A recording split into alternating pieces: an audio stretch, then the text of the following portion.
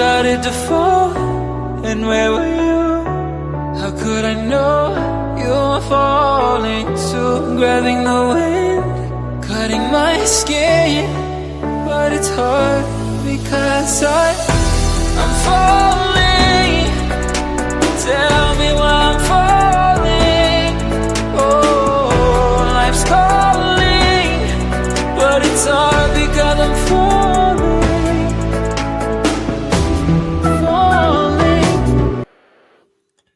Isn't her voice amazing? I tell you, it is so amazing. Hello, Justice. Hello, Rondi. I know that song has a lot of emotion in it. Leslie and Billy, how y'all doing? Happy Saturday. This is my second time live, I think, today. I just thought I'd read some New Evil tonight. I haven't read in a while, and I really am trying to get through with this book. If you haven't listened to any of it, it's in my library. So it's called Falling by Diviners, Diviners. Falling with a G. Such a pretty song. Like I said, I'm gonna try to read some of this book, and I hope that you enjoy it. If you don't know what I'm talking about, just go back to the New Evil, the last one that I did, and then catch up. The whole book is awesome. So let me go ahead and begin as people come in. Hope you guys enjoy this book as much as I do.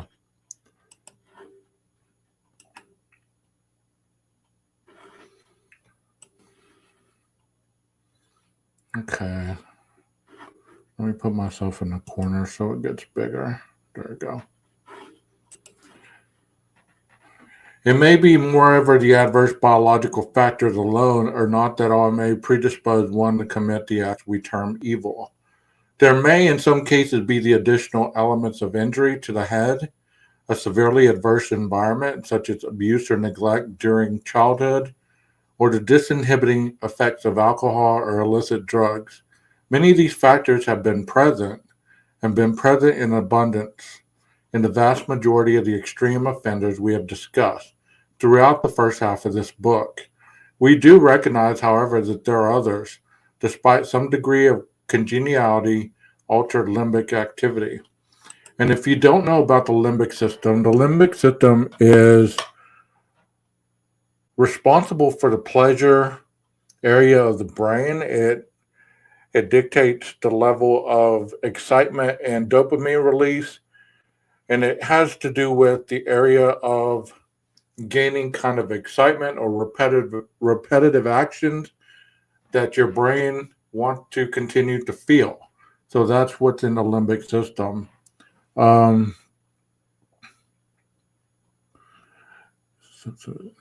Persons of this latter sort may actually seek out professions requiring unusual bravery and fearlessness. They may at times willingly engage in aggression or pro-social purposes or tackle disasters head-on in ways that are beneficial to society. I thought we needed a break from the Idaho 4 because pretty much everybody's doing the 911 call tonight or they're deep diving into other things. I just needed a break. I thought I'd read. I hope that y'all enjoy this. I know that's not Idaho 4, and that is the hot ticket on these streets, but you know what? I'm willing to take the L tonight. As we shift into the second half of our book, we move on from inquiries about what evil means and how we might quantify and distinguish between its various manifestations. We turn to the new and especially challenging question of whether the culture of the period spanning the late 1960s through the current day affected the frequency, scale, and nature of violent crimes. We will demonstrate that especially cruel and brutal offenses associated with the higher levels of the gradations of evil scale have occurred at greater frequency during this epoch, as well as the technological advances of the past 60 years have spawned entirely new categories of criminal offenses.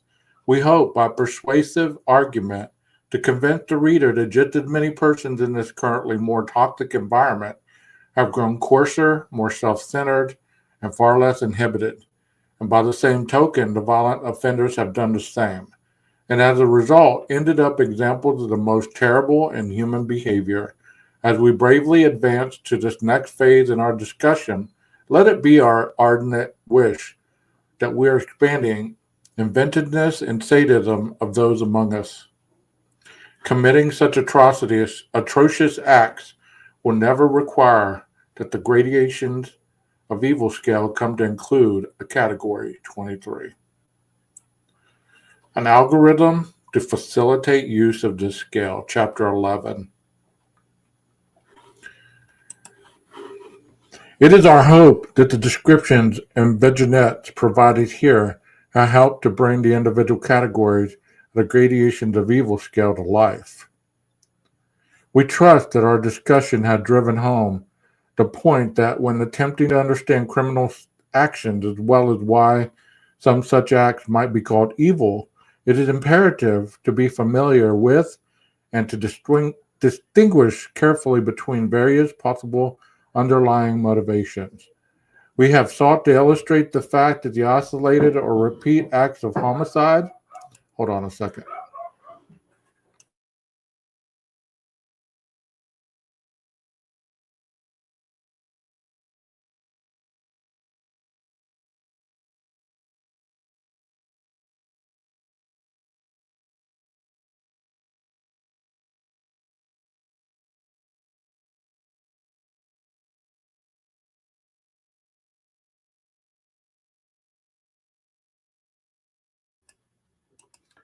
Sorry about that. That was DoorDash, aka my nephew. Where was I? We trust that our discussions has driven home to the point that when attempting to understand criminal actions as well as why some such acts might be called evil, it is imperative to be familiar with and to distinguish carefully between various possible underlying motivations.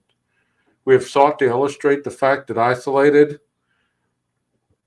or repeated acts of homicide, rape, torture, or other forms of aggression should not simply be collectively examined under wide headings, nor should murders, rapists, or torturers be considered homogeneous groups.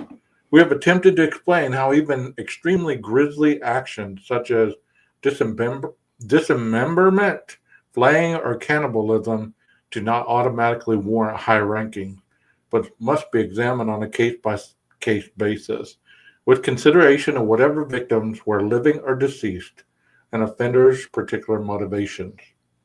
In our examination of cases at the lower end of the 22-point continuum, we observed violent acts that were entirely impulsive and unpremeditated, uncharacteristic of their perpetrators, driven by very human feelings of fear, desperation, jealousy, or anger, under situational duress, and often followed by genuine remorse. We then transitioned to cases in which certain people lacking psychopathic traits were driven to commit homicide by egocentric yearnings for attention or by smoldering rage that ultimately became ignited by adverse life events, shifting into the area of the scale associated with a person with more marked psychopathic features. We encountered jealous lovers who committed murder in more premeditated and methodological ways, killers driven by desires to eliminate individuals that they felt impeded their various ends, cold-blooded offenders who strove for power over other people at any cost, and a variety of ruthlessly self-centered schemers. We also examined cases in which, in conjunction with certain aberrant personality features, psychotic illness was a motivating factor. Moving into the highest rankings in the scale, we discussed offenders with more severe degrees of psychopathy who, with malice aforethought and with no subsequent remorse, engaged in terrorism, subjugation, intimidation, or rape in the absence of murder, or who killed for sport, for perverse sexual pleasure, or out of the sadistic desire to inflict unimaginably protracted pain. And if you've been following this book, you've seen a lot of different examples that the author, Dr. Gary Brucato, and Michael Stone, who co-authored this book, um, they gave a lot of different examples to these gradations of evil scale, where they were able to show people what types of individuals fell into these scales.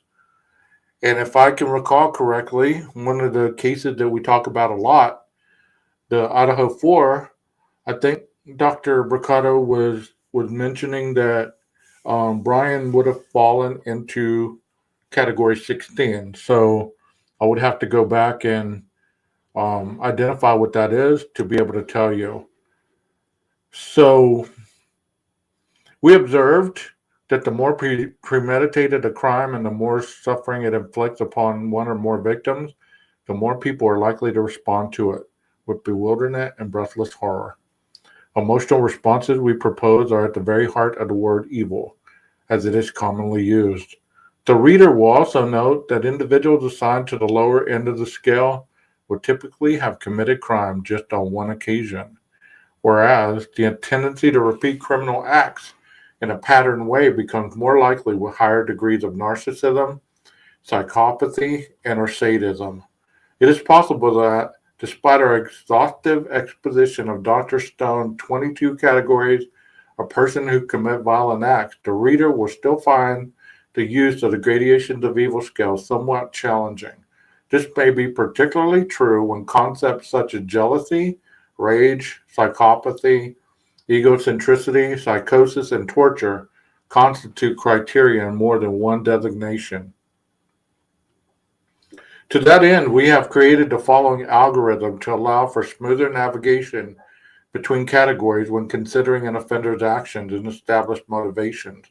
As part of the development process, 8 separate raters, 4 with no training in psychology or psychiatry, 2 with master's degree in psychology, 1 with a PhD in clinical psychology, and 1 MD specializing in psychiatry, reviews vignettes about certain offenders, and then attempted to identify their most appropriate rankings in the gradations of evil scale by way of the algorithm. This helped to identify problematic areas of vagueness in specific inquiries, which allowed for gradual improvement of the measure until raters were uniformly capable of arriving at the same rankings on the scale.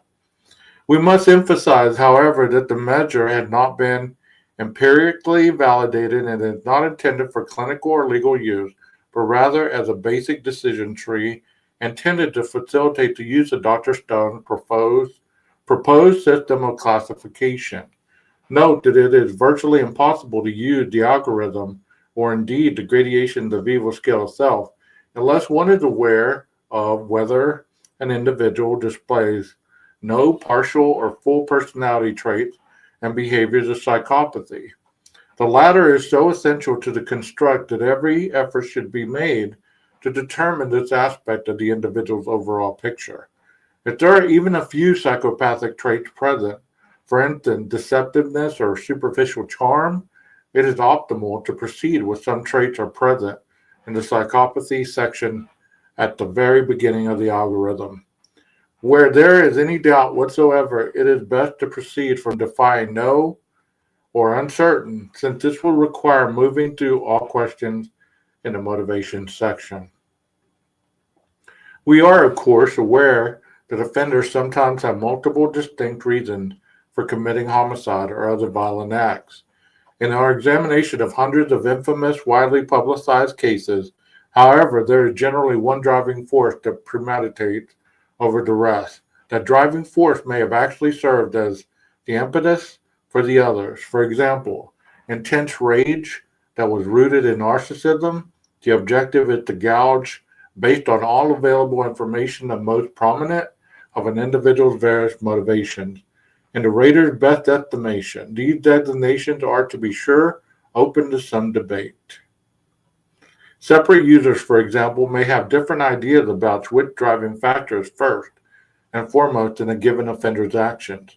We have noted, however, that while rankings sometimes vary, the disparity will rarely amount to more than 1 or 2 point difference in a category selected.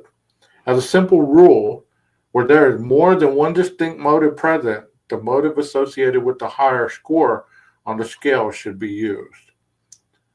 This is pretty cut and dry. For the reader wishing to become adept at the use of Dr. Stone's scale, we strongly recommend revisiting the vignettes provided in the previous chapters and carefully examining them alongside the step-by-step method delineated in the algorithm. This will make clear the numerous categorical decisions that are required when choosing between the instrument 22 levels until their various features have been internalized.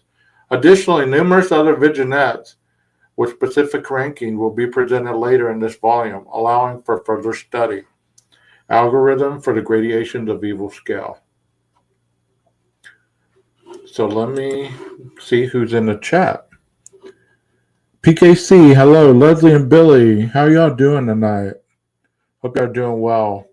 Like I said, this is not going to be for everybody because it doesn't have any kind of deceptive or inquisitive lack of puzzle pieces type of scenario. But you know what? It's informative nonetheless, and I enjoy the hell out of this book.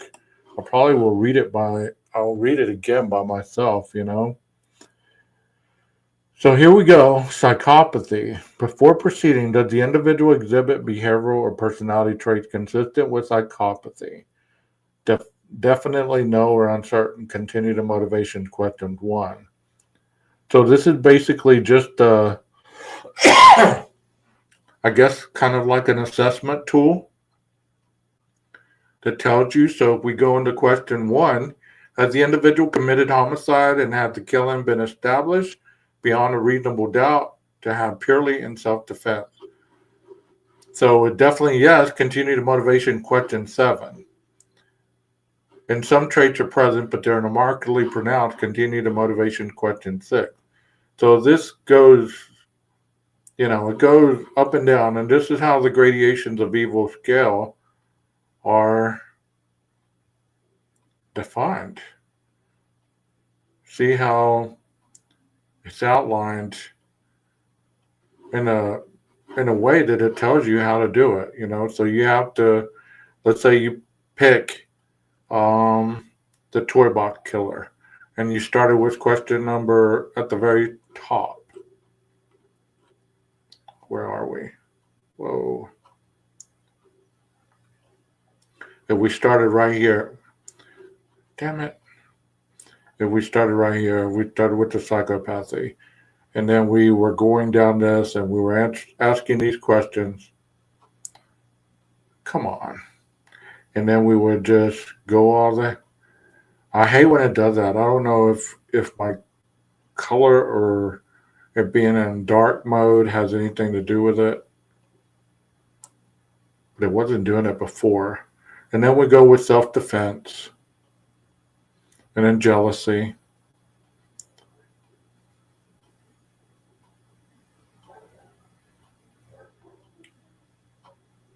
And then rage.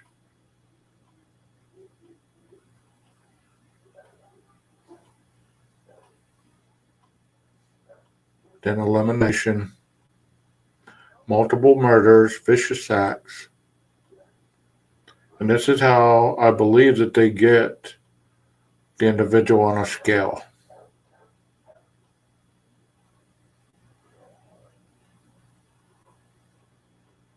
Torture.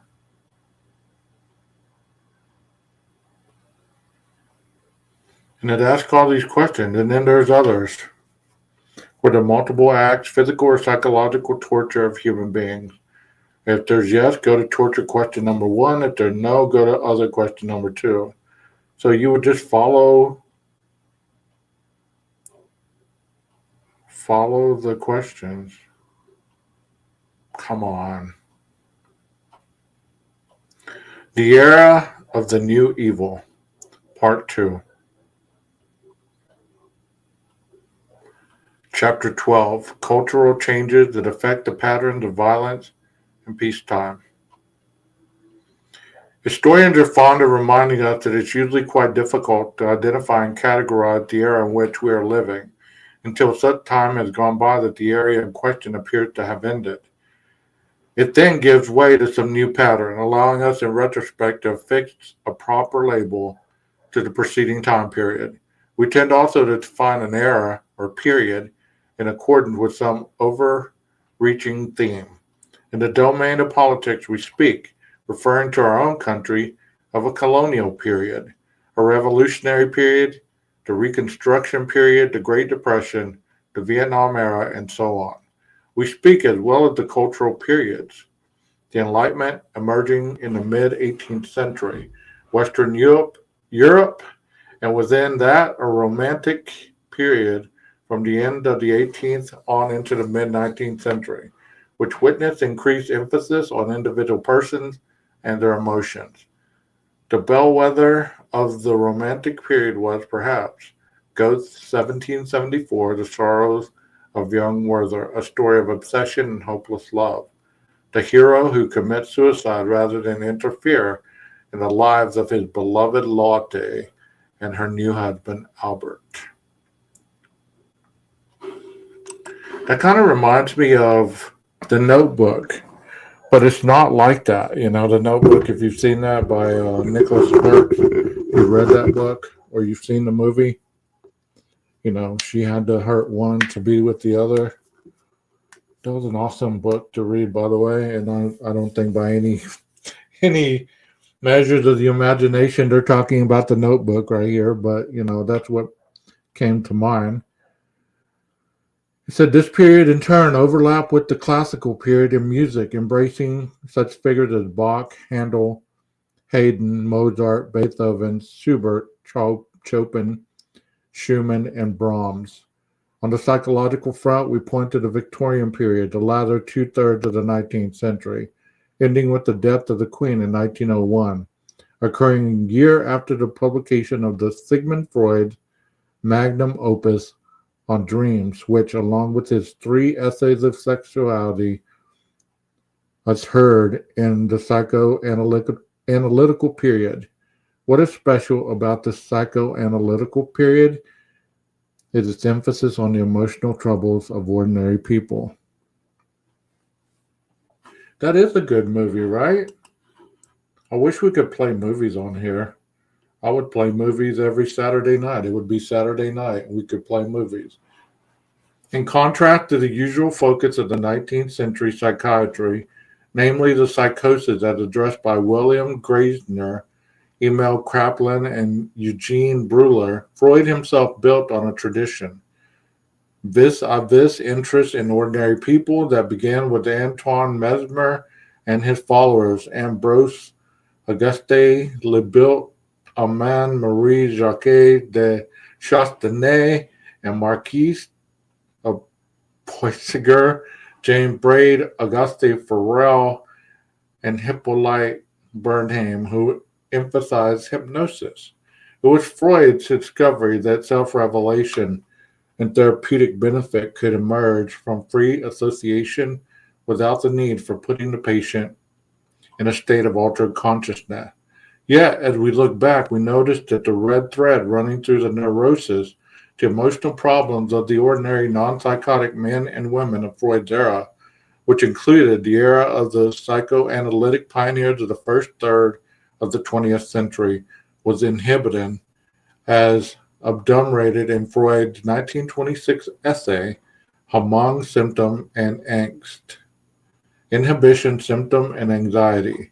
This inhibition often took the form of problems in the sexual arena, impotence or lack of self-confidence in men, frigidity in women, many of whom Freud saw as experiencing penis envy or picturing themselves as castrated men. Freud emphasized the roles of patients' fathers, as in Little Hans in his cerebral case, paying less attention to the importance of their mothers. This would be corrected later by Melanie Klein and later still by John Bowlby in his works on attachment and loss. Freud was the product of the Victorian era in which not only inhibition and self-restraint were the prominent psychological attributes, but also the role of women was limited, severely so as we could now assess it to the traditional roles of kinder, kush, children, church, and themselves. Before Freud was born, hold on, did I go too far? I think so. And kitchen. To be sure, there were some women in Freud's orbit, such as Leandre Salome and Countess Marie Bonaparte, who were not so reticent of self-expression. Freud still famously posed the question, what do women want? So I'm going to ask you women in the chat, answer that question for me. What do women want? Hey, Forrest, thank you for being here. Sirius, thank you for being here. Good to see you. Can y'all answer me that question before I move on? What do women want? What do they really want?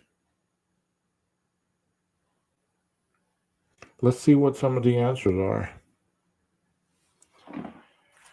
While you're typing that in, like I said, there's a delay. So while you're typing it in, let me show you a little bit about what my DoorDash brought me. Can y'all see that sandwich? Like a sub. Doesn't that thing look good? Look at that stacker. Like a stacker sandwich.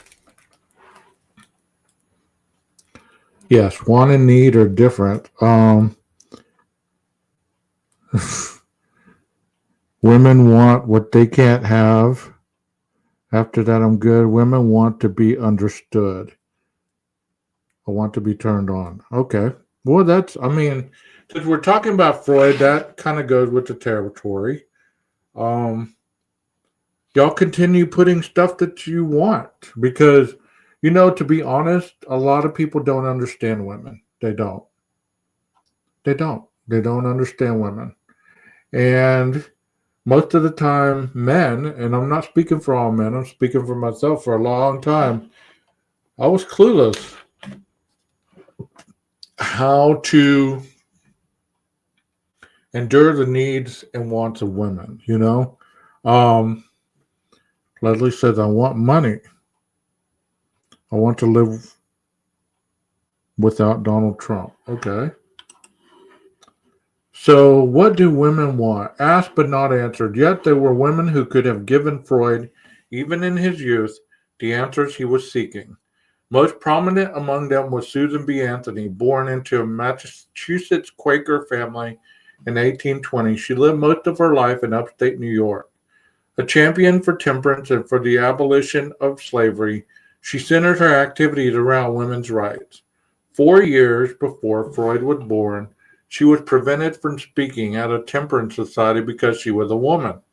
Within a few years, along with her lifelong co-worker, Elizabeth Stanton, she helped found the Women's Loyal National League, an abolitionist organization, and the American Equal Rights Association, which campaigns for equal rights and the work wages for women and Black people. In 1872, Anthony was arrested in Rochester, New York, which was by then her hometown, for trying to vote in the presidential election. She was ridiculed for trying to destroy the institution of marriage. This accusation stemmed from her advocacy in 1857 of men and women to be educated together at all levels, including college, viewed by men at the time as a vast social evil and a monster of social deformity. So what did and do women want? Well, equality of education, opportunity, pay for comparable work, recognition as independent human beings worthy of respect for their own views and opinions, and suffrage, the ability to vote.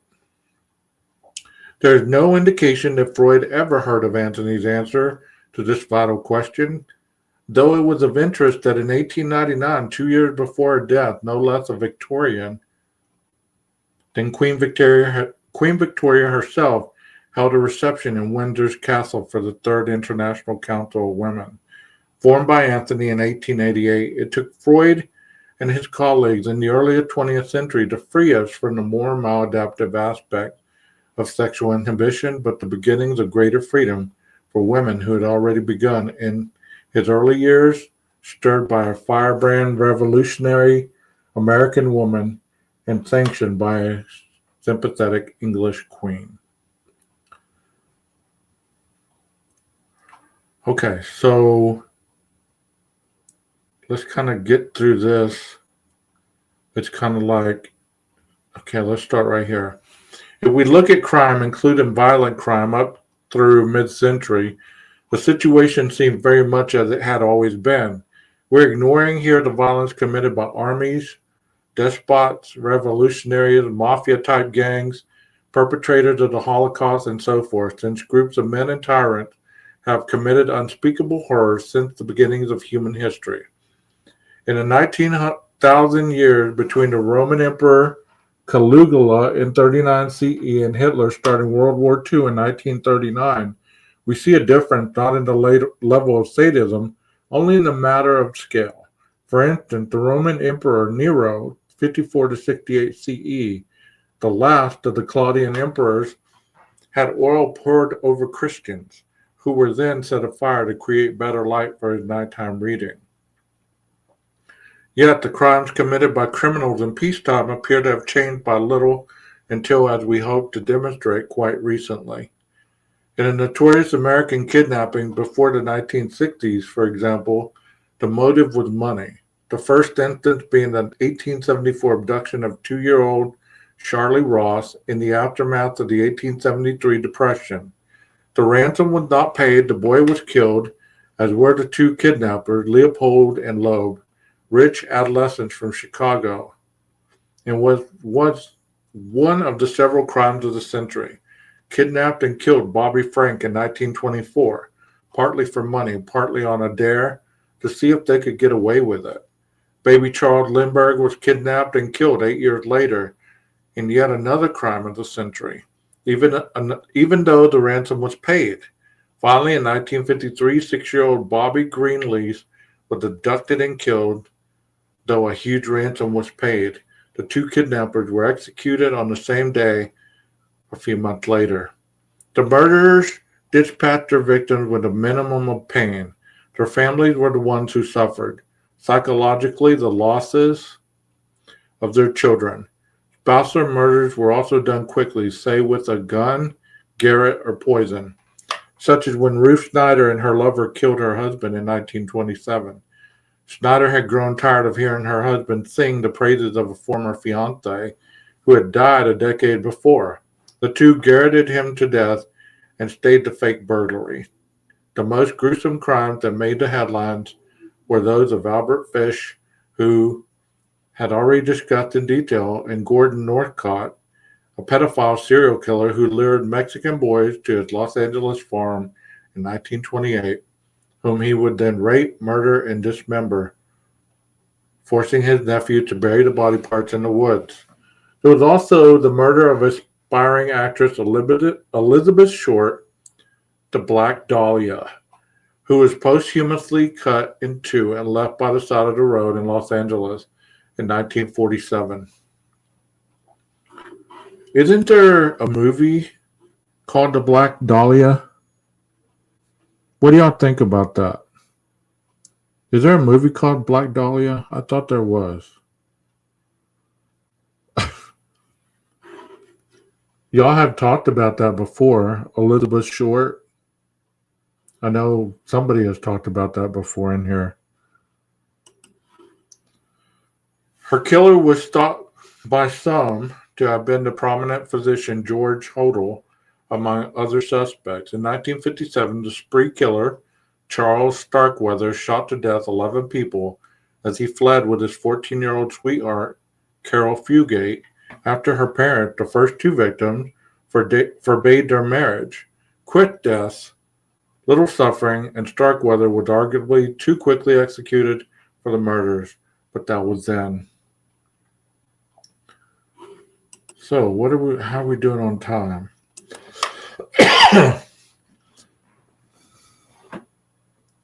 What do y'all know about the Black Dahlia? There is a murder called the Black Medallia. Okay.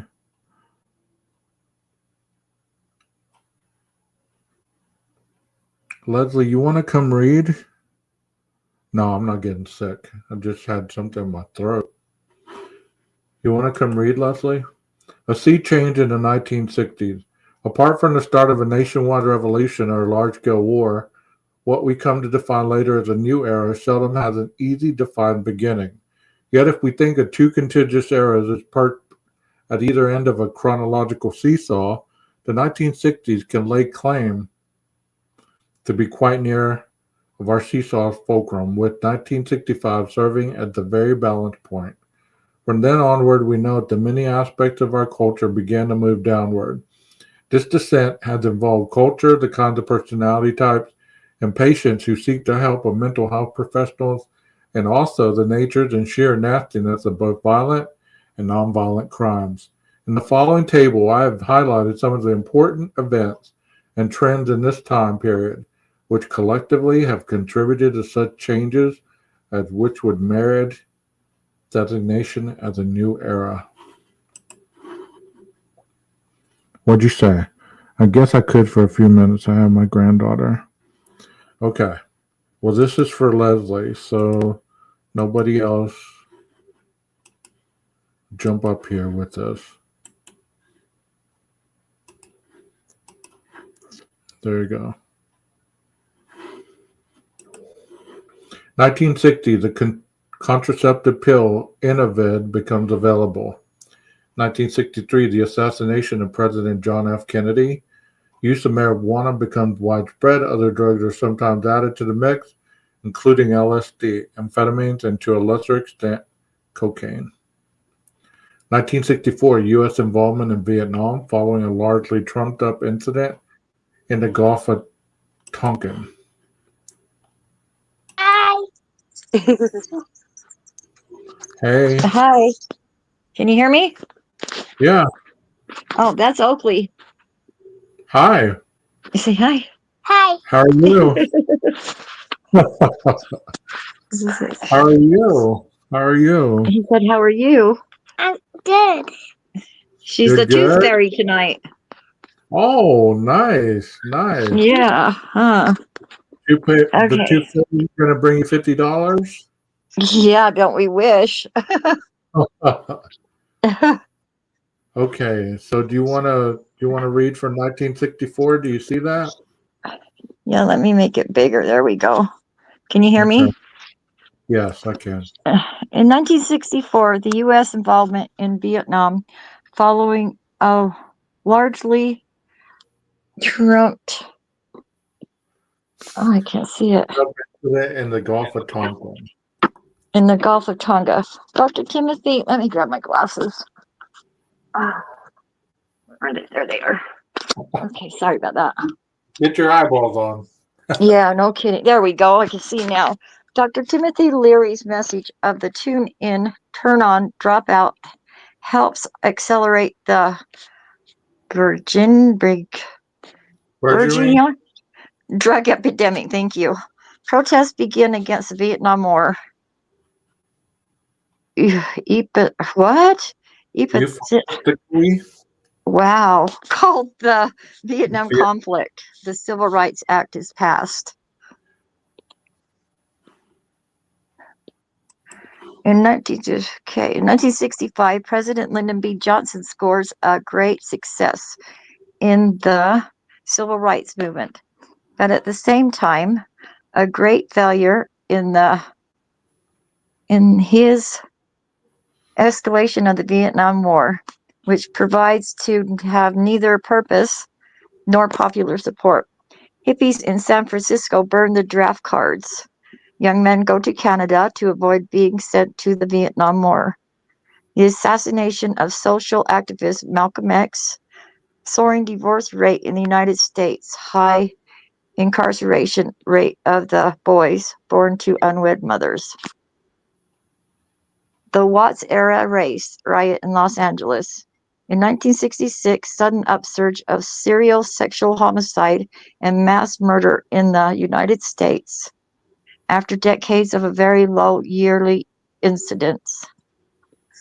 An upsurge in examples of outre sexual license in forms such as platos, retreat orgies, wife swapping, and key parties. I don't Emerge have of a the clue, huh? have a clue of what key parties are. Yeah, I don't We'll know. have to look it up. We have a young one in the room. Yeah. Emerge of the militant black groups on the far left, notable the Black Panthers, spearheaded by Huey Newton, and Bobby Seale, active till Yeah, circa. Circadia, 1982. Miranda versus Arizona expands the rights of alleged criminal defendants. Richard Speck kills 8 nurses in a Chicago nursing school. Okay, hold Charles on. Whitman shoots to Hold on. death. Hold on a second. Okay. Miranda versus Arizona. Okay. Miranda versus Arizona expands the rights of alleged criminal defendant. Let me mute you right quick, Leslie, while I'm reading this. Okay, this is where we got the Miranda rights from. This case right here. So this case right here was the case that went all the way to the Supreme Court, and this is where the Miranda rights are needed to be read before somebody speaks and notified that everything they say can and will be used against them in the court of law. Richard Speck kills 8 nurses in Chicago nursing school. Charles Whitman shoots to death 13 from Texas University Tower in Austin. I was not alive yet. So in July, a large-scale race riot in Detroit in response to police brutality. And I just wanted to touch on that. Okay, Leslie, your turn. Okay. Robert F. Kennedy and Martin Luther King assassinated. Robert F. Kennedy and Martin Luther King In 1968, Richard M. Nixon elected as president. Robert F. Kennedy and Martin Luther King assassinated. Students' riots at Columbia University. The feminist revolution is in full swing. And in the aftermath of the Tet Offensive in Vietnam, American troops led by Lieutenant William L. Cawley perpetrate the My Lai massacre, killing 500 defenseless men, women, and children, leading to further public disillusionment with the government and contempt toward soldiers, many of whom raped and tortured the civilians before killing them. In 1969, the Stonewall riots launched the gay liberation movement. The Manson family murders in Los Angeles, a notable increase in violent crime, especially robberies and assaults. In 1970, on May 4th, members of the Ohio National Guard killed 4 students at Kent State during the anti-war demonstrations prompted. Let me keep going. Yeah, go ahead. By Nixon, April 30th decision to bomb Cambodia, the widespread denunciation of the Kent State killings catalyzes the downfall of the Nixon presidency. In 1973, United States pulls out of Vietnam. Roe versus Wade, permitting abortion, becomes law. And in 1974, Nixon steps down to avoid impeachment. Late 1970s, rapid expansion of the pornographic film industry due in part to the advent of the home video cassette recorder, the VCR. Okay, now we're talking about my era. I was born during this era right here. 1971 was when I was born. So in 1973, I had no clue that we pulled out of Vietnam in 1973. Or Roe Youngster, versus Wade. Roe versus Wade. 1974. I didn't know that Nixon stepped down. Well, you want me to keep And going? yeah. 1979, Shah Riaz Pahlavi ousted in Iran. Militant God, I can't read. Cleric Comer becomes Khomeini. leader. Dr. Christopher Losh publishes The Culture of Narcissism, Laminating Miasm, Pathological Narcissistic Personality Types, and the Decline of the Family. In 1980, murder rate in the United States reaches 10 per 100,000 people per year, approximately 10 times that of the European or Japan. In 1981, the beginning of the AIDS epidemic. Oh You, wow. 10 years old. Were you you, a young one in 1981? huh? You in the chat, y'all put how old you were in 1981. I want to see how old some of you were in 1981. I was 10 years old in 1981. Let's see, I graduated in 78, so, oh my God, I'm old. In 1983, 2 truck bombs strike headquarters of America at French soldiers in Lebanon, killing 299. Islamic Jihad group claims responsibility. That's when my daughter was born, 1983. Okay. 1984, the crack cocaine epidemic in full swing in the United States, contributing to the high rate of murder and violence in the inner cities across the country. In 1987, a Semitic war between Islamic extremists versus the West continues. USS Stark attacked by Iraq Exalt missiles, 37 American seamen killed. Okay, I remember all this right here. I don't remember the truck bomb, but 1984, I think I was in seventh grade, maybe? No, I was in sixth grade. I think 84, 87, I was already in high school. You youngster, you. And I graduated in 1991. So here is my generation right here. 1981, I was 13. Says PKC, Wow. Serious Black 2. 1981, I was 3. 1982, she was born, Bianca. Forrest was 24. Wow, I we am have some so the young. mother of all of you. Oh, wow. You guys are going to get grounded. Iraq. This is 1991. This is Desert Storm right here. I thought I was going to get drafted into this because I was just graduating and this was kicking off. That was scary. You want to keep going? If you want me to. Sure. Okay. 1991, Iraq under Saddam Hussein invades Kuwait. The United States counterattacks in the Gulf War. In 1993, Al Qaeda's first attempt to destroy the Twin Towers in New York City. The dangerous branch of Davidian cult in Waco, Texas, eliminated by the FBI.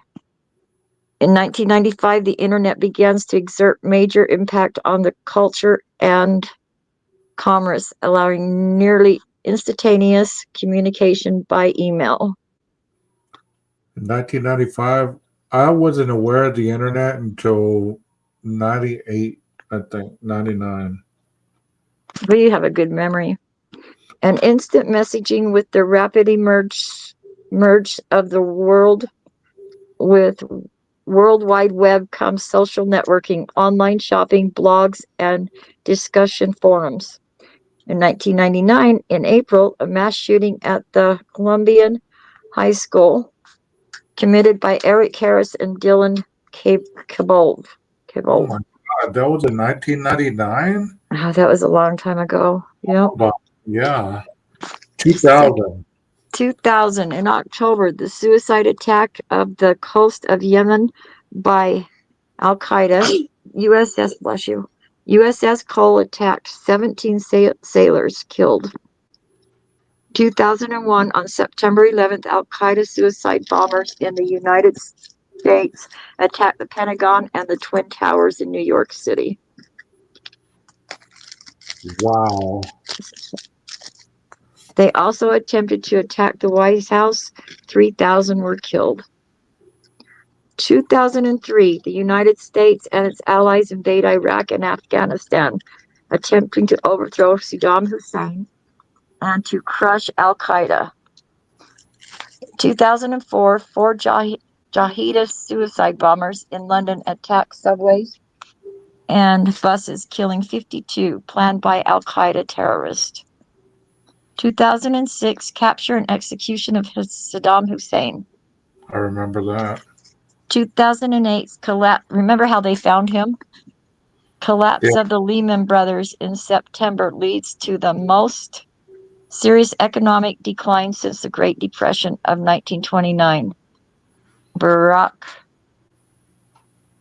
Obama first elected African American president in November. U.S. unemployment rate reaches 10%. In 2010, the murder rate in the United States improves, now down to 5.8% out of 100,000 people per year. 13 number of serial killers active per year has been dropping gradually over the past decade. Mass murders continue at a high frequency and with high casualty rates, associated primarily with semi-automatic guns. I don't know about you in the chat, but I mean, looking at all this, how these events happened, 2001 seemed just like yesterday to me. Even though that was like, what, 24 years ago? That seems like yesterday to me. It's a long time ago. Yeah. PKC says I was pregnant when the towers were hit. Wow, I went and got my kids out of school. Yeah. Yep, scared so bad. You know what I was doing? I slept because You slept through it? my birthday is September 10th. So I went out that night and Your birthday's September 10th? Tell them when your birthday is, Oakley. Did you hear her? Did she say September 10th? Nope, tell them September 5th. Oh. September 5th. All right. Virgo. You guys are September babies. Yes. I went out that night. I was still drinking then. So, I went out that night. I got tore up. I was so drunk the next day. I slept all the way till 2 o'clock in the afternoon. And my brother called me. He was in the Marines, and he called me and he said, "The World Trade Center just got hit. What have you been? I've been calling you all day." And I said, "What?" I was living in Dallas, and they have a World Trade Center there, a small one. And I thought, "What? The one in Dallas?" He's like, "Bro, what the hell is going on with you?" I said, "Look, I'm hungover. I'm trying to figure out what you're telling me. I'm not comprehending, and I was like, the rest of the day I was watching TV, probably like the rest of the world, just kept watching that replay over and over and over. Yeah, it was horrible. Yeah. Yep. You want me to keep going? Sure, if you want to. Abuse of drugs in the United States is a severe problem, and the men and women of illicit drugs is now expanded, including marijuana with higher THC content, methamphetamine, ecstasy, angel dust, Phencyclidine, something, mushrooms, mushroom opiates, LSD, and so forth. 2012, in December, Adam Lanza commits a mass shooting at the Sandy Hook Elementary School in Newton, Connecticut. In 2014, Russia takes over Crimea. ISIS group of Islamic Jihad strive to create caliphate. I don't know. They murdered and beheaded a number of reporters from the United States and the West Ebola virus reaches crisis portions in West Africa. Just a minute. Cases crop up in the United States, Spain, and England. Sorry, she's asking me something. That's Growing okay. concerns about income equality with fears of the nation, dividing into few haves and many have-nots. Review of the records of the crime in peacetime reveals instances of, I can't never say this word. Thank you. Atrocities and crimes of unusual gruesomeness, and in some instances of a type never recorded in the pre-1960s era. 2015, the Charlie Hebdo massacre in Paris by Islamic Jihads. Greenwig's plane crash caused by suicidal German co-pilot Andreas Lubitz, killing himself and 149 others. In Charleston, South Carolina, young white supremacist Dylan Rounds murders 9 black churchgoers. That was sad. 2016, Omar Mateen, a young man of Jihadist identification, kills 49 people in Florida at a gay nightclub. Dakota Access Pipeline protest. Donald J. Trump, blah, blah, blah, nation nameless. Dump Trump was elected U.S. president in contentious race. Britain votes to exit from the European Union. In 2017, in October, 64-year-old Stephen Paddock commits large scale of mass murder from his Las Vegas hotel room, killing 58 and plus himself and wounding hundreds. It was at that concert, huh? That was the one where Jason Aldean was at, right? Yeah, and that chicken. Did you see him run off stage? He just took off like he didn't even care about his band members. He would have done the same thing. I haven't listened to his music since. Start of the Me Movement 2. In 2018, 19-year-old former student Nicholas Cruz allegedly kills 17 at Parkland, Florida school on Valentine's Day. Large-scale anti-gun protests occur throughout the United States in the weeks that follow. Boy. Israel moves into the capital to Jerusalem, followed by violent confrontation in Gaza. Yeah, but yet Dump Trump's going to go build hotels there now. Come on. Okay. Abuse of opiate drugs reaches epidemic proportions in the United States, accompanied by many deaths and suicide, especially in young people. Increasing divisiveness and heightened tensions between Sunni and Shia I can't say it. Dominated. Thank you. Countries in the Middle East. Robert Gregory Bowers is accused of killing 11 and injuring several during prayer services at a Tree of Life synagogue in Pittsburgh, Pennsylvania, the deadliest attack on Jewish community in the U.S. history. You know what's weird? Here, I'm going to mute you. Okay.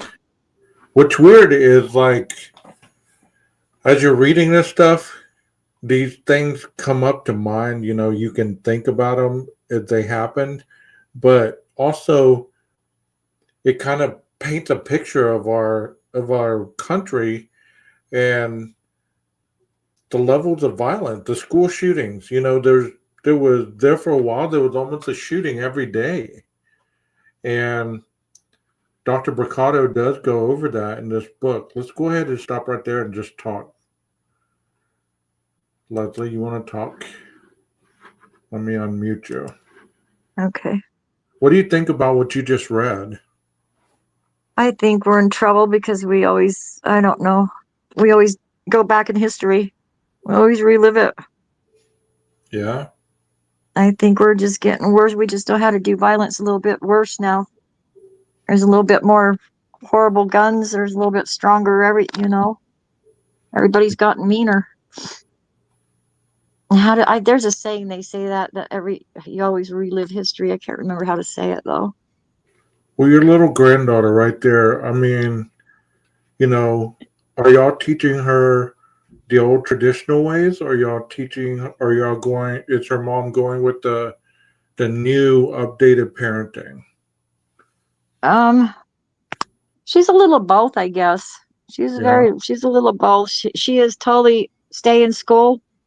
That's the only, you're only going to get, but both my grandsons work, her sons, they both work, and they're not even out of school yet. So they have time, weekend jobs and after school jobs. And so, yeah, so they're doing really good, I guess, but she's a good mom. Okay.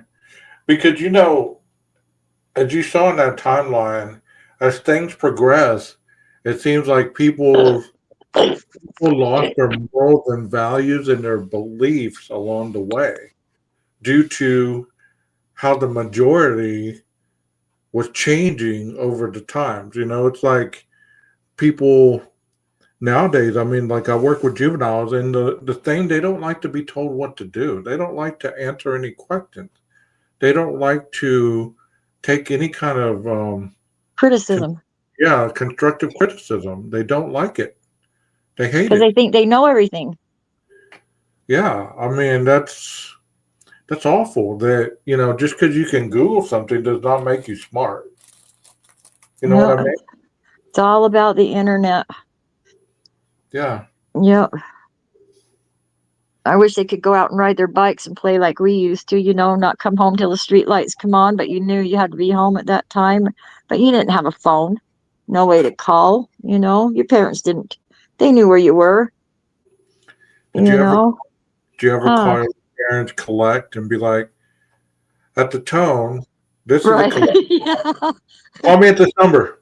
Right, because you Hang ran out up. of quarters. Yeah, yeah. Now you can't even find a telephone booth if you had needed one. Right. That's true. That's so true. I mean, it's interesting how with history things do get better, but we're losing so much of the bare fabric of what our country was way back when. And I believe that even though things are newer and faster, it doesn't always equate to better in some portions. I mean, look at our vehicles. They're basically made what this cannon made of. Yeah, they're basically made to kill you. Yeah, I mean, it's just terrible. And they're Ron- outrageous in price. And Yeah, Rondi has a question. Don't all kids question and not like to be told what to do? That's a good question. I think some do, though. I think some kids like it. Some kids like that, they like being, I think, Mm. they like being, you know, Yeah, they don't care about who don't care about you. nobody. Nobody cares about you. No, they Aw, care about we care about you. Unique. Oh, they only care about Unique. No, they don't care about Unique. Oh, they don't care about Unique? No, Oh, her little niece. How old is she? She's 5. no. She'll 5. be, oh, Wow. Unique's not even 2 yet. She's only 1. Wow. Yeah. Yeah, Bianca, I agree. She said she had books and played outside. Yep. We do. Yeah, That's you why do too. that's why I like reading sometimes, because it helps you it helps your mind to, expand a little bit every time you put some knowledge in, no matter what it is. Like reading those big words. Sometimes people forget how to read out That loud. was me. Oh, blah, blah, blah. Yeah. Yeah. Huh. Grandma sounded horrible, huh? And I'm a Yeah. good reader, but not tonight. Don't know why. Huh. I don't know why either, because I haven't read forever. Yeah. Yeah. Because she's did, always on her tablet, huh? did See, you now ever she's always on her tablet, did you ever read your granddaughter bedtime stories? Oh, yeah. What's her Oh, yeah. favorite story? What's your favorite bedtime story? A little spider. Huh? Itsy Bitsy Itsy Spider. Bitsy Spider.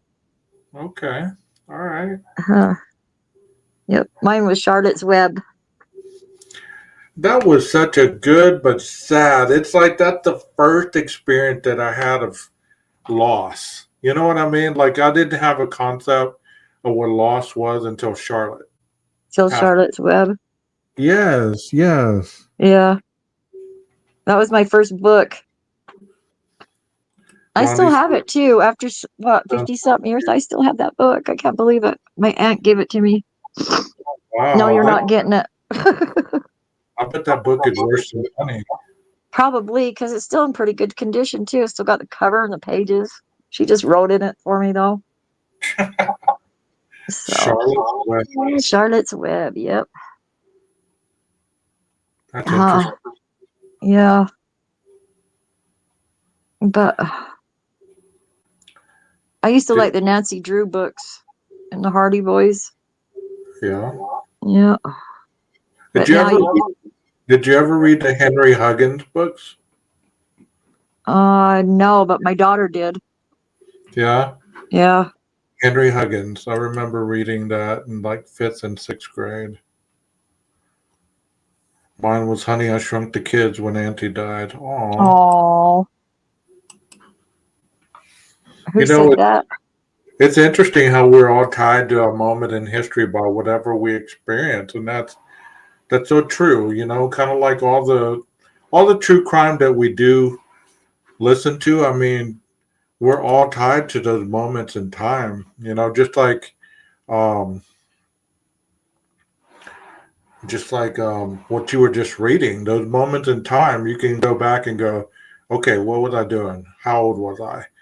You know, like PKC said, she was pregnant at during 2001. So you'll never forget those moments. You know. Yeah. I was born the year Kennedy got shot. Oh wow. Yeah, like I said, I could be all of your moms. I don't know. My mom was born in 1950. There you go. Yeah, she was 21, I think. See, that's 12 gauge. Can you see his picture? That's 12 gauge. His name. His name's Martin. Well, I appreciate you coming and reading, Leslie. Oh, thank you. I don't know how good I did, but thank you. It was fun. You're really good. And I'm hearing your little granddaughter. Yeah. I'm going to put She you wants back to in take a bath with a bath bomb Oh, nice. and do our face mask, huh? She's such a girly girl. She likes the fingernails and the bows and Oh, wow. Nice. yeah. Hope she stays that way. Expensive habits. Huh. I hope she stays that way though. Well, I'm going to put you back in the chat, Leslie. Thank you so much. Okay, thank you. Okay. Right. See you guys. All right. All right. Thank you, Leslie, for reading that. That was awesome. That was awesome. Do y'all have any questions on what we were reading? I mean, because we read a lot, and basically at this portion, I think the book is transitioning into the modern era of the evil. Because it was talking about so many different categories and time frames there. Now it's kind of transitioning, I think, into the modern era of what we define as evil. So let me see what else I got for you guys. Y'all ready to go? Or y'all still good? Y'all want to do some more? Let me see what I can pull up.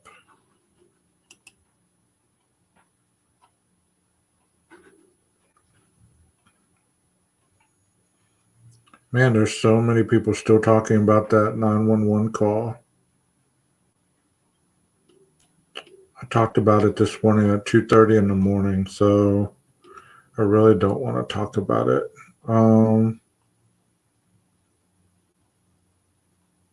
Let's see what we can talk about here.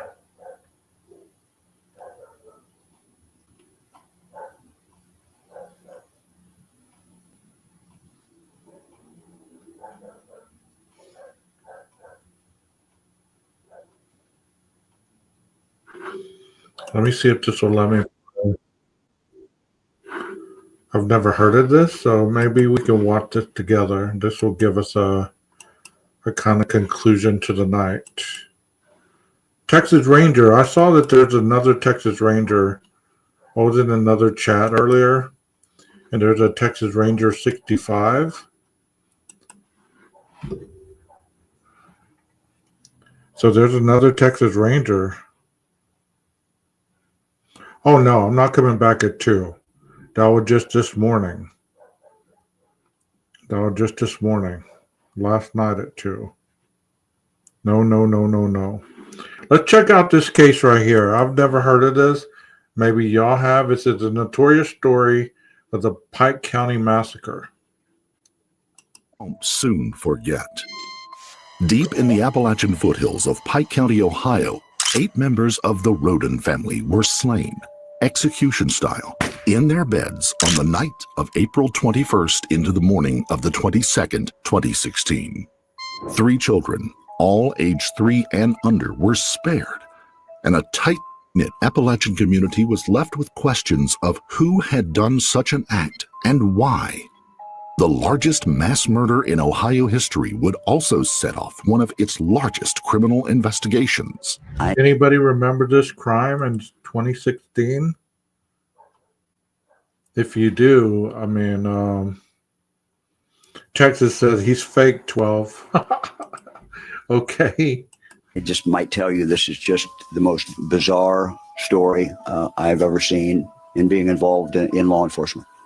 Before we begin, we would like to send our sympathies to the loved ones who fell victim to these abominable acts on this dark night.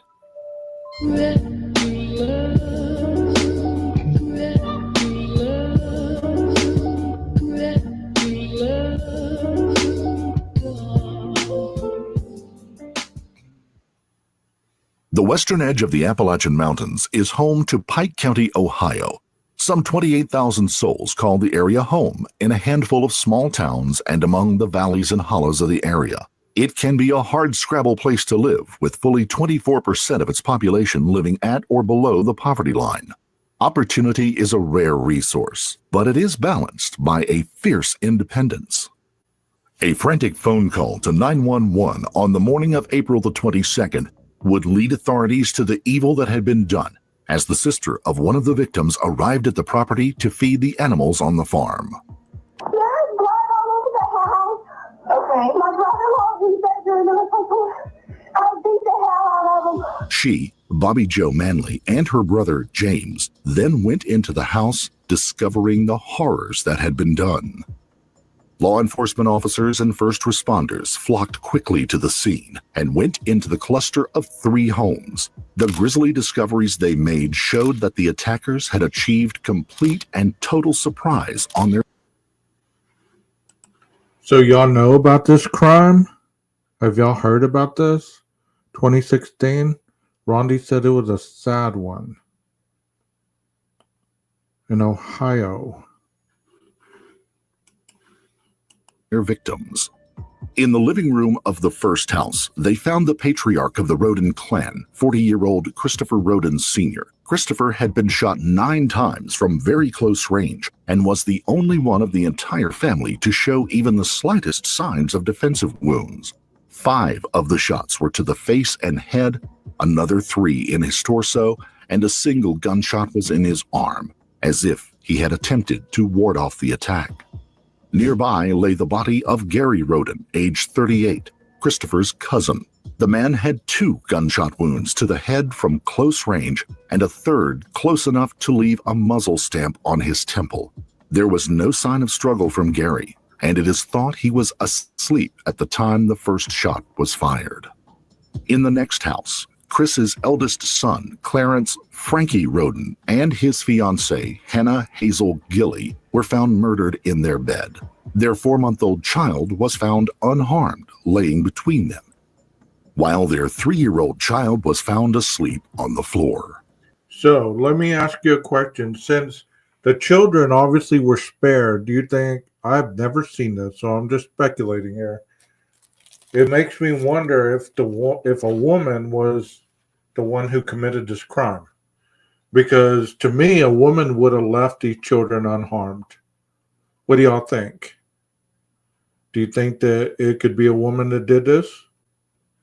Rhonda, you've already seen it, so no telling. Don't spoil it for us. What do y'all think? No? Melissa says no. Involved? Yes. Okay. But they left the children unharmed. So to me, that is like saying, well, a motherly type instinct. I'm not going to harm these sweet little babies,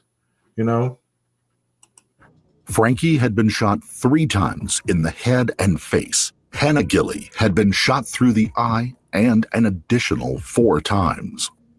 James Manley then rushed down to the 3rd home, that of his sister and Chris Roden Sr.'s ex-wife, Dana Roden, a home they shared with their 16-year-old son, Chris Jr., and daughter Hannah.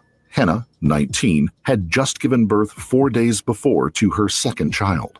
Dana had been shot 5 times in the head, including point-blank shots through the temple and 1 upwards under the chin.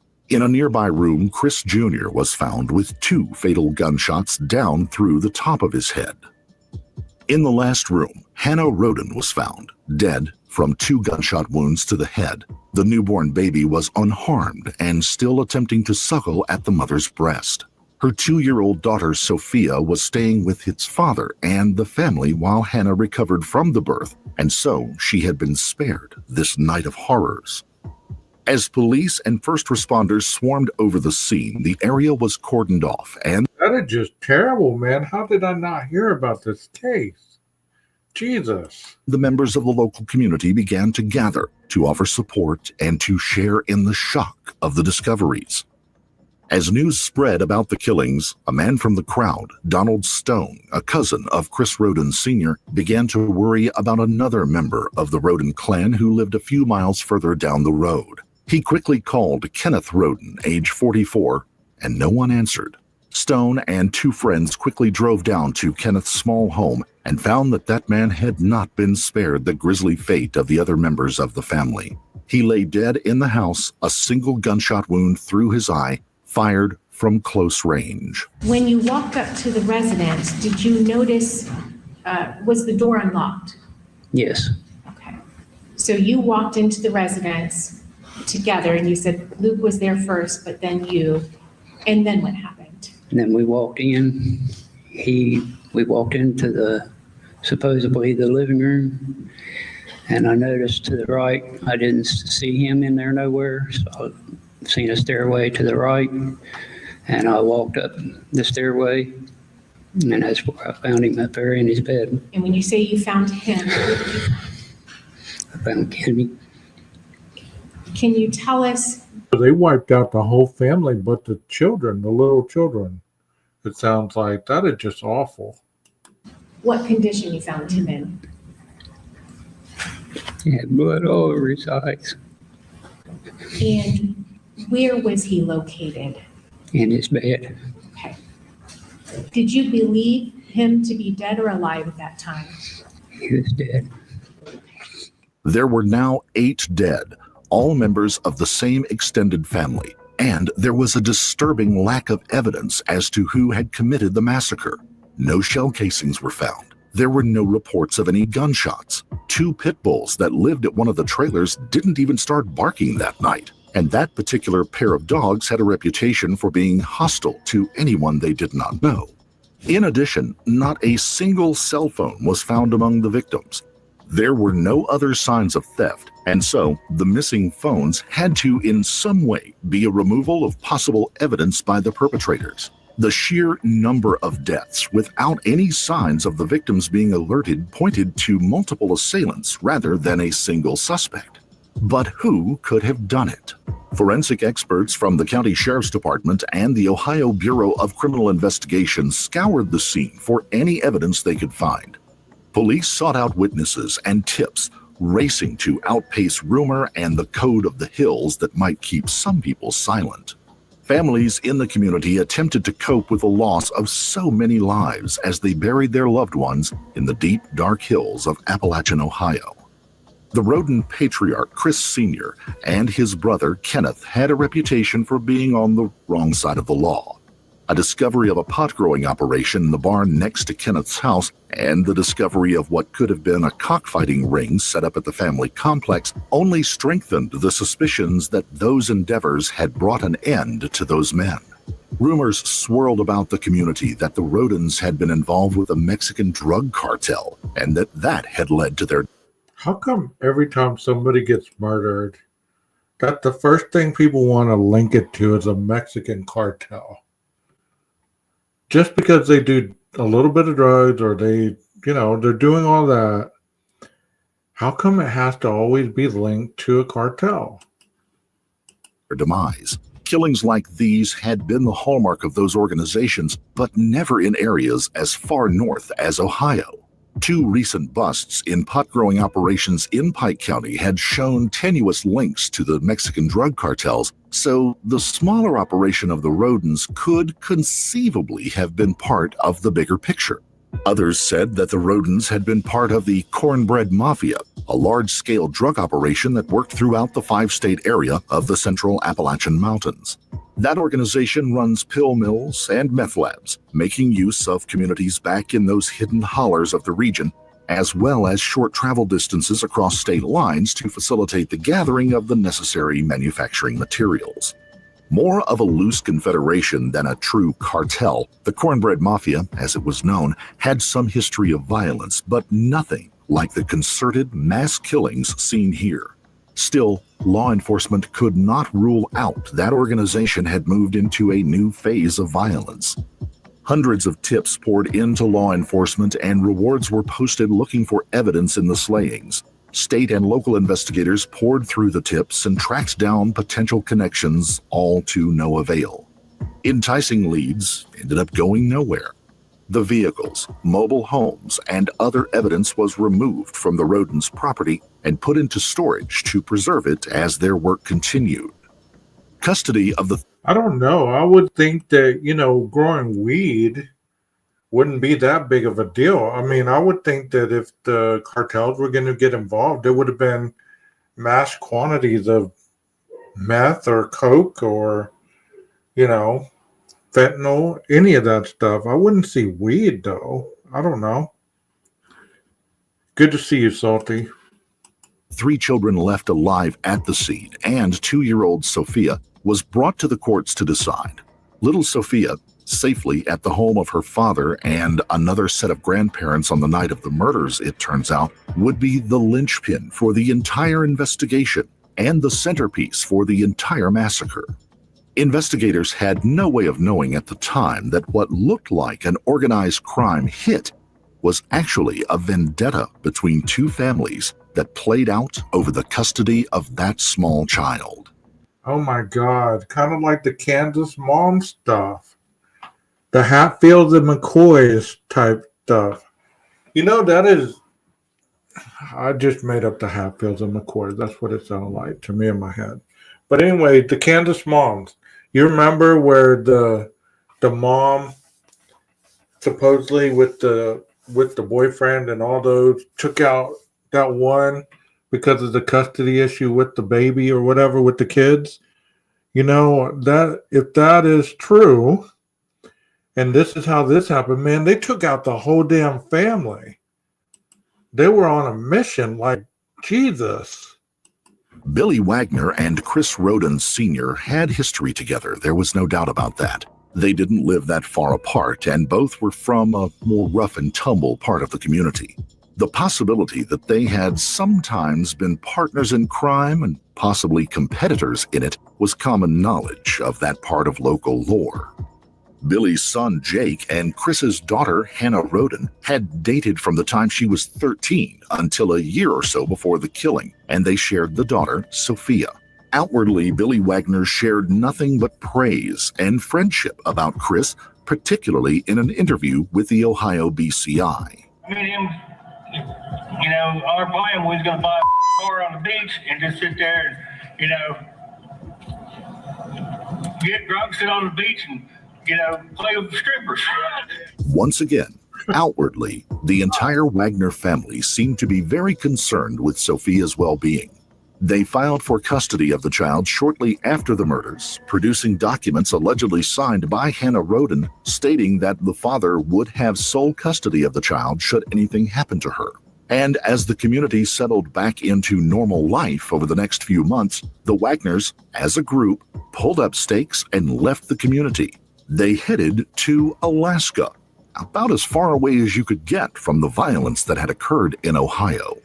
They would return as a group, along with a new wife for Jake, about a year later. Things had cooled down in Pike County, and while the investigation wore on, life there had returned to normal for the regular population. The Wagners reintegrated into the community, and all the men got jobs at a local trucking company, where they were, for all intents and purposes, model employees. This is just wild. This is just wild to me. How did I not hear about this case? If you've heard about this case, I bet you're just like, yeah, it's a wild one. I've never heard about it. 2016, all this was going on in Ohio. And that, on retrospect, was a little outside of their normal pattern. The Wagners had never been known as what one would call a model family, or even a normal one. In a region where families are close-knit and clannish by nature, the Wagners stood out. Growing up, the two sons, George and Jake, were homeschooled and kept close to the house. The tight family structure even held up after the parents, Billy and Angela Wagner, divorced, with Angela moving into a small home just down the road. While they kept to themselves... Is there anybody in here from Ohio? Because I've heard of a lot of people. I know that I have a mod that's from Ohio, and I know that a lot of people that cover true crime are from Ohio. And I'm just wondering I wonder, that's what, I wasn't going to say it, Texas, but you beat me to, I'm not saying that, but it just seemed to me like I thought Ohio was not, I thought it was a lot more domesticated. It wasn't, but I guess the mountains still stretch into Ohio. So, that makes sense. And voted together on every family decision. It created a strong and indelible bond between them. When George married, his wife was also brought into the fold and kept under very controlling influences of the main four. When Jake married a woman while the family was in Alaska, she too would find herself under the crushing, controlling nature of the family. Not long after the family returned to Pike County from their stay in Alaska, something happened, and the two women bolted. What they told police and family members is not public knowledge, but perhaps coincidentally, the investigation into the Roden family massacre turned towards the Wagners. The facade of friendship and custodial care fell apart quickly, and a sinister story began to unfold, one of an illicit underage love affair, jealousy, and conspiracy, a story that would lead to cold-blooded, calculated murders, all to obtain permanent custody of the young Sophia. Assistant Attorney General Angela Canepa, leading the prosecution in the case, laid out the beginnings of the love affair to the court, setting the stage for what was to come. It kind of starts with a love story, if you want to call that. A very young teenage girl, Hannah Mae Roden, age 13 at the time, was at the Pike County Fairgrounds. She participated in 4-H, and she had bunnies, and somebody introduced her to Jacob, who was almost 18 at that time, and she kept asking him to look at her bunnies or pet her bunnies. Jake will tell you that he was annoyed initially, but then on a second chance meeting, they started dating, if you can date at age 13. That was in August of 2000. So he was 18 and she was 13. I guess this happened a lot more than we realize. 2010. Reportedly, Jake gets permission from Chris Roden Sr. to date his daughter, his very young daughter. Chris Roden agrees, but he always sends along a chaperone. Either Frankie or little Chris go with Hannah Mae whenever she's hanging out with Jake. Let me ask y'all a question. Leslie, you have your little granddaughter there. When she get 13, would you have approved of an 18-year-old man wanting to date her? I know you're not her mother, but I'm sure you'd have some kind of influence on your daughter, right? Would any of y'all approve of a 13-year-old daughter dating an 18-year-old guy? Give me your feedback on that. Donna Yeah, I was looking into that case as well. I remember hearing about that. Would y'all approve of that? If you had a daughter that was 13 and an 18-year-old boy showed up and said, I'm here to pick up your daughter, would you approve of that? Because obviously the daddy approved of this as long as they had a chaperone. Okay. Well, I mean, I just want to find out what y'all's take on that is, like I don't want to assume anything. I mean, I wouldn't. But there's exceptions to the rules. I got a granddaughter who is 12. I couldn't imagine. Yeah, exactly. But this man, when he was 18, was dating the 13-year-old. My oldest is 17. I don't like her boyfriend either. Jake Roden. And you will learn as well that Chris Roden Sr. also knew Billy Wagner. They were in fact friends. And so because of that, he gave his permission for her to be dating Jake. Assistant Attorney General Angela Canepa, leading the prosecution in the case, laid out the beginnings of the love affair to the court, setting the stage for what was to come. The two broke up after jealousy and anger took a turn for the worse within Jake. She called her father to come and get her after Jake allegedly choked her. She said that she couldn't take not just Jake, but how the whole family attempted to control her life. From there, the battle began over who should have full-time custody over the child. Hannah proclaimed on social media to her friends that she would never give the baby up to Jake and she'd rather die than give a child up to him and his family. What she did not know was that the messages were being monitored as Jake and his mother, Angela Wagner, had hacked into her Facebook account. A seemingly private statement to her friends may well have set the families on a direct path that would lead to her death and those of 7 of her loved ones. Jake had already made statements saying that he didn't like the people Hannah was seeing and who their child was being exposed to. It was during this time that Hannah began dating a man named Charlie Gilley, the brother of her sister-in-law, Hannah Gilley. The short-lived relationship would result in another pregnancy for young Hannah Roden.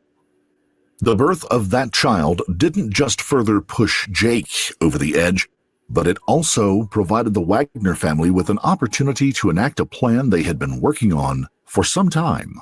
4 months prior to the birth of the child. Can y'all answer me this? How come males, when they have a child with a female, and then they split up, Salty, be safe, and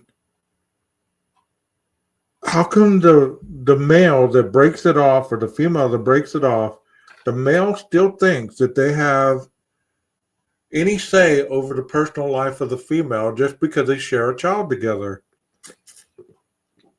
I know so many people like that. So many people. Have y'all ever heard of that? Like, have you ever been through that? Maybe had a child with somebody and then y'all weren't compatible, you got away from each other, but they still tried to run who you had around their child.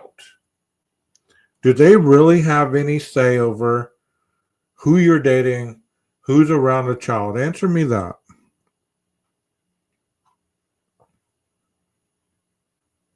They just use that as an excuse.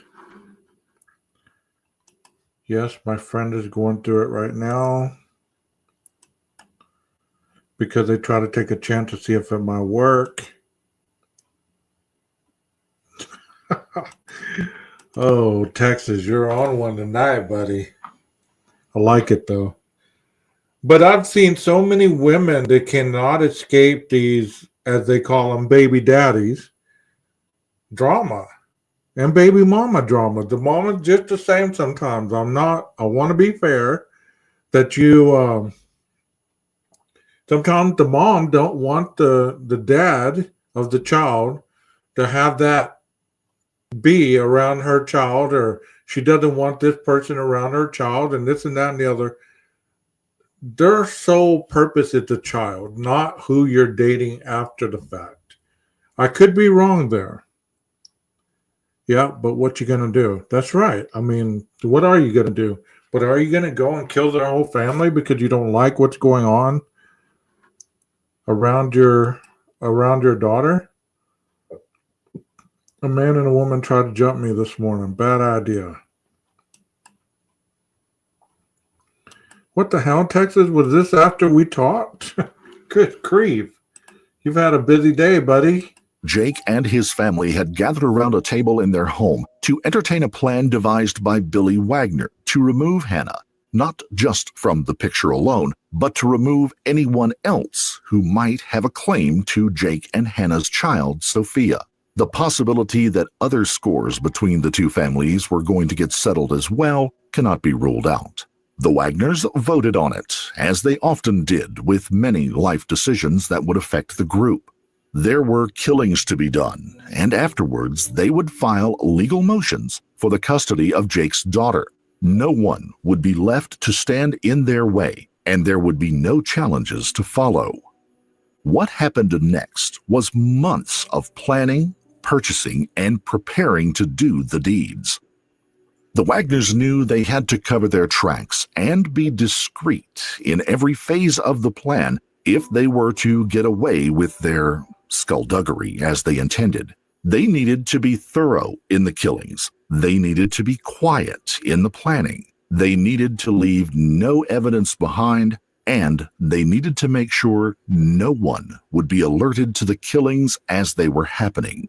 Investigators also found receipts and video evidence of the Wagners making purchases of shoes during the same month of the homicides that matched identically the shoe tread marks left in blood at one of the scenes. The family began by purchasing 2 pairs of athletic shoes from a nearby Walmart, one for each of the sons. The shoes were not the size worn by the children. The shoes were not used and instead were intended to be worn on the night of the murder. The shoes were different sizes than the young men normally wore and of styles they would not normally have chosen. Handguns were obtained for each of the 2 sons. The firearms chosen were .22 caliber long rifle semi-automatic pistols, quieter and with less recoil than a larger caliber pistol, but still very deadly, particularly at the... They went to Walmart's to get them shoes. I mean, they planned this out, boy. It sounds like they did some planning. It just didn't happen overnight. We're going to plan this out. We're going to carry it out, and we're going to practice it.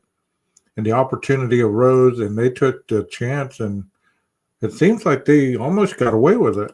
Short ranges used in the murders. The men also purchased a manufactured suppressor for one and parts for making a second for the other gun. While not completely silencing the gunfire, these would limit the sound to just coughs that wouldn't carry well outside of the trailers the Roden family lived in. In addition, they purchased brass catchers, pouches which are slung on the pistols to catch ejected shells after each shot were purchased and mounted on the guns. The 2 sons practiced with those weapons and others extensively over the intervening months in a wooded area behind the Wagner family property, as shown by later investigations where bullets were recovered from standing trees. In addition, the remnants of a burned-out homemade suppressor were found in the area after Jake told them where to look. The family also purchased a cell phone jamming device to be used during the slayings, and both young men dyed their hair to further change their appearances.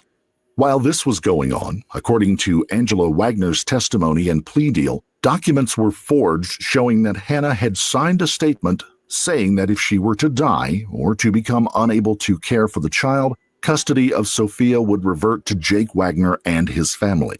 Man, this is pure evil. You ain't lying, Rondi. This is pure evil right here in so many sense of the word.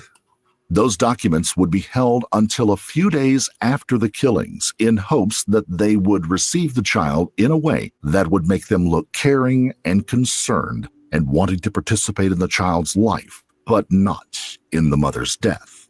The Wagner's son also began to stake out the Roden family homes. They were both familiar with the property and the people who lived there and how they came and went. What they learned now was the activity patterns of the family. When did they come home? How late did they stay up? Were there visitors after dark? And when the family slept?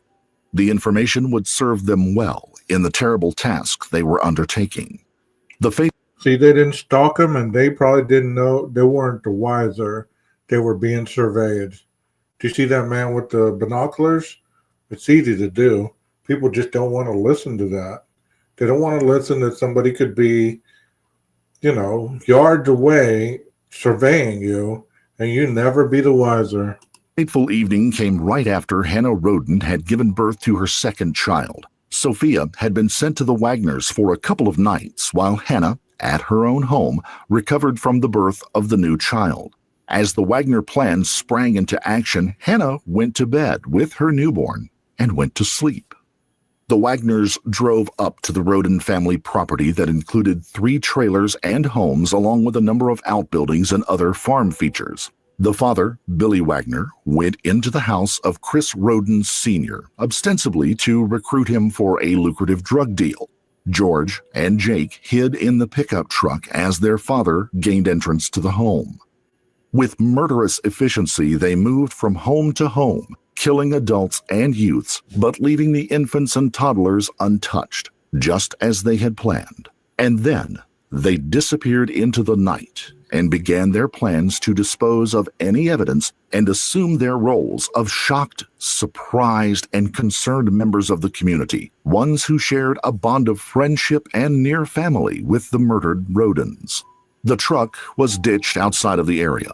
Their clothes and shoes were disposed of. The weapons, which could certainly incriminate them if ever found, were made to disappear in an ingenious manner. A cousin of the Wagners was having a birthday in the very near future. The man was a fisherman and often took his boat out on nearby lakes and waterways to enjoy his activity. The Wagners took the guns, shell casings, and suppressor remnants and placed them in gallon buckets strung on long lengths of rope. They then poured wet cement into the buckets and let them dry, sealing the evidence of their deadly deeds. And they turned them into boat anchors as gifts to the cousin. Those anchors were later taken out to a local lake, and their lines were cut, sending the evidence to the muddy bottom.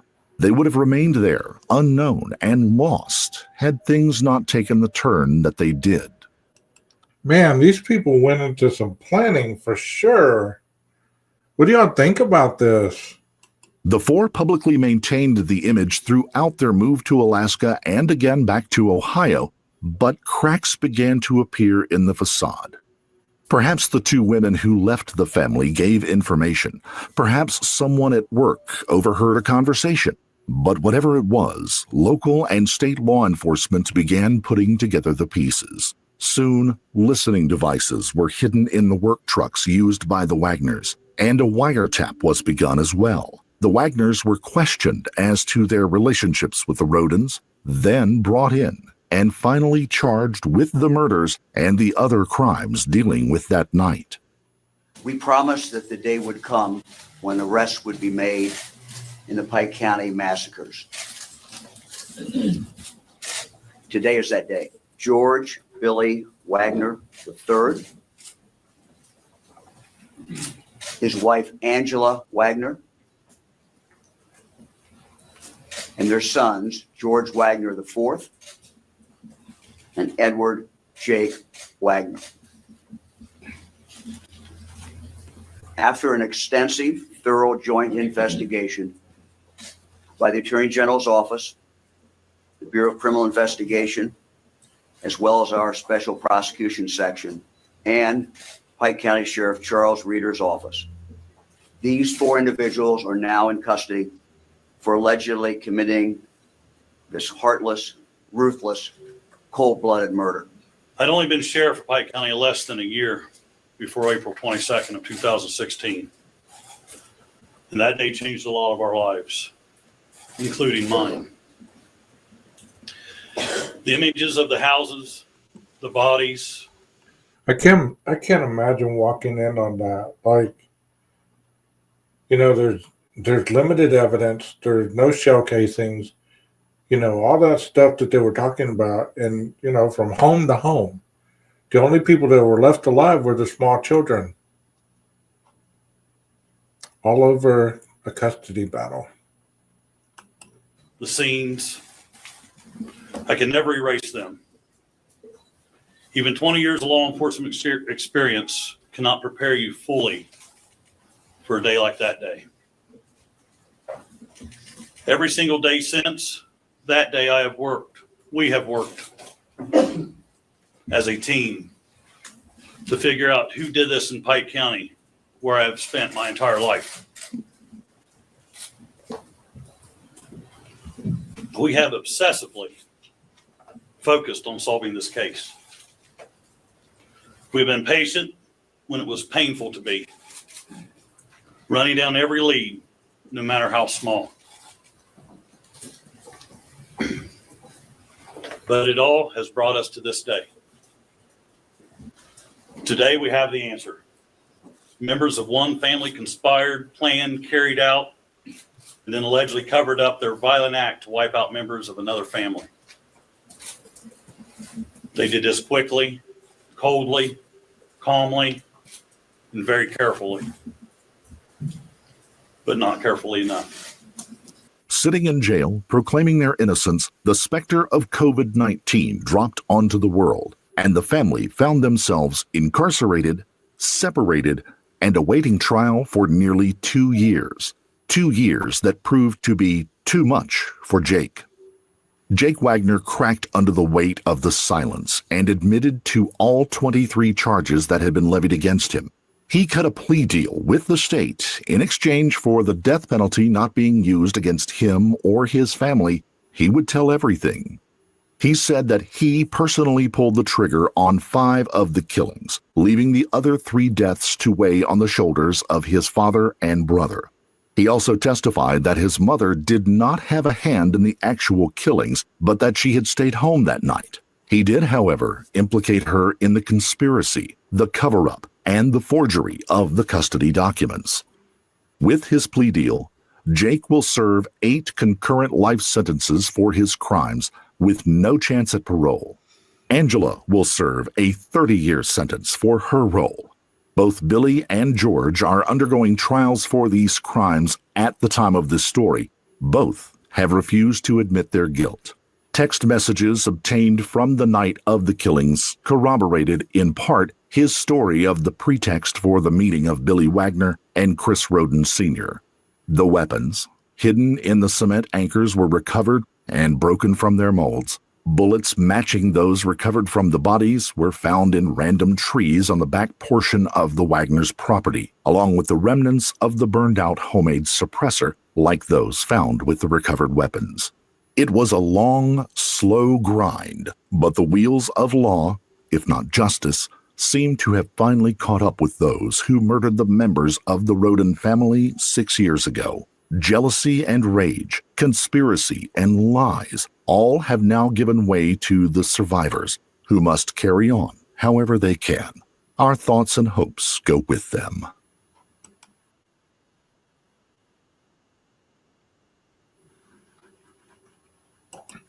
Wow, I wasn't expecting that. I hope y'all enjoyed tonight, and thank you so much for spending the evening with 12 Gauge and 12 Gauge Investigative Channel. If you enjoyed the content, please like and subscribe. Please tell people about the channel, and thank you so much for being here. And I hope that you come back. Thank you for your comment, the chat, the fluidity of it. And thank you for everything that you do for the channel. I hope you'll have a wonderful night. Now see y'all soon. Maestro, cue that music.